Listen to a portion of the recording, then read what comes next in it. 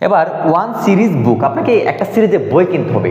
এটা MP3 professor আরও অনেক থাকতে পারে, বাট আমরা এগুলো কমন জানি। আমি তো আর কারো স্পন্সরশিপ বলছি না, বেসিক কথা বলছি। MP3 থেকে সব কিছু আমি কিনতাম না, আমি আমার এক্সপিরিয়েন্স থেকে বলি। যেমন MP3 থেকে আমার খুব পছন্দের বই ছিল তাদের বাংলাটা, ঠিক আছে, তাদের জিকে। তার মানে MP3 বাংলা এবং জিকে এইটা ছিল খুবই, বাংলা এবং জিকে MP3 আপনি নিতে পারেন, তাহলে ভালো। এবং MP3 কম্পিউটারটাও ভালো, ঠিক আছে, আপনারা এখান থেকে দেখতে পারেন। এবার ইংলিশের জন্য আসি। ইংলিশের জন্য মাস্টার এবং প্রফেসর, এই দুটো বই। তো আমি পার্সোনালি প্রফেসর পড়তাম, আমি আসলে আগে থেকে প্রফেসর পড়তাম, প্রফেসর আমি পড়ি। ম্যাথের ক্ষেত্রে আমি বলবো যে ব্যাংকের ম্যাথের ক্ষেত্রে আপনি খাইরুলস ফলো করতে পারেন, ঠিক আছে।